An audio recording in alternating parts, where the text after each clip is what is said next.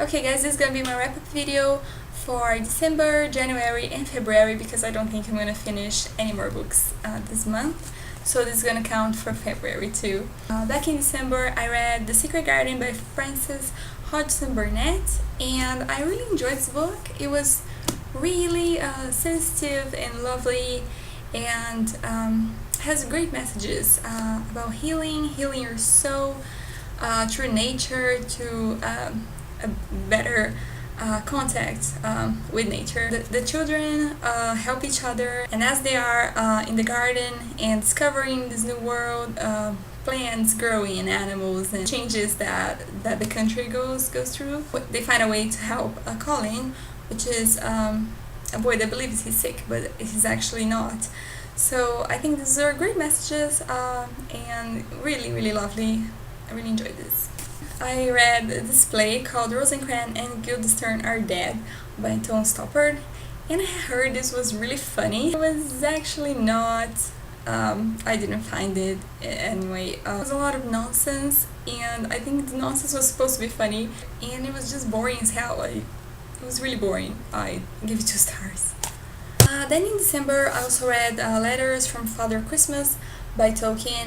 What I most liked about the book was that it showed how much care and concern Tolkien had for his children to invent these stories and that happened in the North Pole with the North Polar Bear. It showed a lot of care and I thought it was really sweet. They have some transcripts of the letters and some illustrations that Tolkien did for the letters. Really lovely.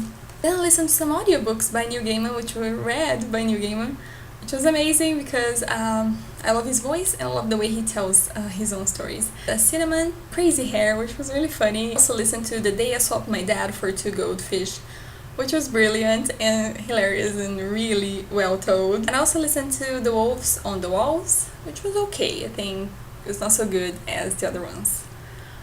But yeah, those were the audiobooks I finished the year with. So this year I started out with The Amazing Maurice and His Educated Rodents by Terry Pratchett.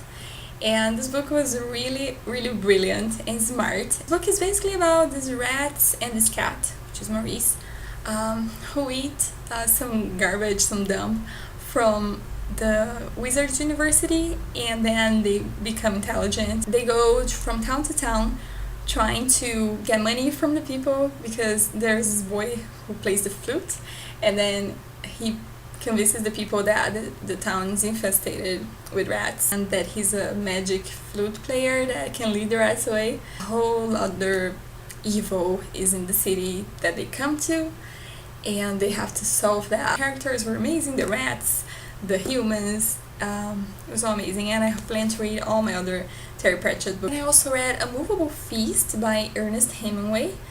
And I got this book when I was traveling and I thought it was good because it talks about Paris in the 20s. And it's basically a description of his day-to-day life and people he meets on the cafe and what they talked about. I love the descriptions of Paris that day. He describes things in a very direct way, but also very beautiful, and he's always amazed and in awe with the beauty that he sees.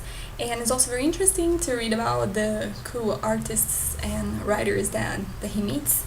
And I really like the part with Scott Fitzgerald. I'm not sure if Zelda was as crazy as he poses, but it was really different and crazy. What I really appreciated from the book was to see how they had a very free life. Since he's a writer, he could go and travel and stay a while in a place. And as he describes, it's about a time that they were very poor and very happy. So it was kind of free but also uncertain time for them, he and his wife. And there's photographs, Shakespeare and Company, and Scott Fitzgerald, him with his kid, cute, as you can see.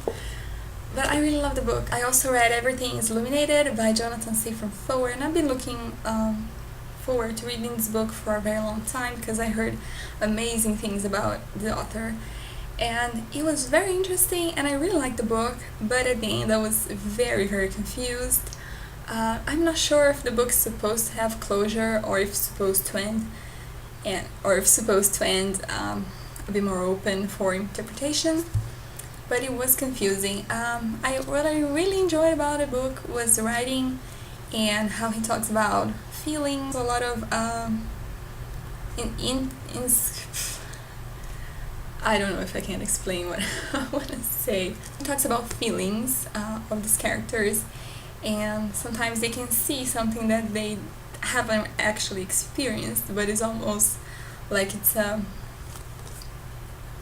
I don't know, somehow they know things that they're not supposed to know. I really enjoyed the parts that are about his great-great-great-grandmother in the 1700s. As you can see, this was the best part for me, I think, and not actually his journey to Ukraine. I think the parts from his grandmother were the best. That was the best because it was the most lyrical, I think, and there were beautiful quotes in this book, mostly about love, which I really enjoyed, and I actually wrote down and posted here in the back of the book because there were several parts I had to stop and think about that phrase and what it meant and how true it was. So it was really beautiful in that way, but I'm still confused. And then I watched the movie that has Elijah Wood as a protagonist, and I just stayed even more confused. I thought the book ended without a closure, but then the movie tries to give it a closure, and I don't know if that's really what happened because it doesn't add up to some things from the book. So it was just even more confusing. Vipki from the One Book One Review channel is talking to me and helping me understand what actually happened. So yeah, we're still discussing that because I'm still confused. But it was a good read. If you're looking for a challenging book, I recommend this for you. And then I read The Virgin Suicides by Jeffrey Eugenides. I had watched the movie when it came out back in 98, 99, a really long time ago. And then just out of nowhere, I thought of reading it. I thought it was going to be interesting. And it was a beautiful, beautiful book. Amazing how it creates an atmosphere and how it talks about the girls and about how the boys perceive them and how they try so hard to understand them and to help them and fail because we never really understand, but we somehow understand what happened to these girls. I loved when books have a soundtrack to them. Not really, but just music that is mentioned, and then I like to go on and listen to this music and get in the story a little bit more with this music, and the music that is here is really good. And after I read the book, I went on and rewatched the movie, and it is amazing how Sofia Coppola brings in the details from the book. There's some really descriptive passages that you can see in a certain corner. You realize how much care she took to make it a very good movie, so I just admire her even more as a director. That was my wrap-up. What I'm currently reading now is The Girl Who Played with Fire by Stieg Larsson, and I've been reading this for months now, but I think now I'm actually gonna make it halfway through, and now I'm finally getting in the story, so now it's gonna be good. And I'm nearly finishing the 4th book in the Song of Ice and Fire, Feast for Crows. This was a big one, just 5 chapters away from finishing, and it's really good. The action is very centered in a few of the characters that were not focused on before. Oh, I cannot say the characters, or else you'll know that they didn't die yet. So I'm not gonna say anything about that. But yeah, can't wait to finish this so I know what happens. Yeah.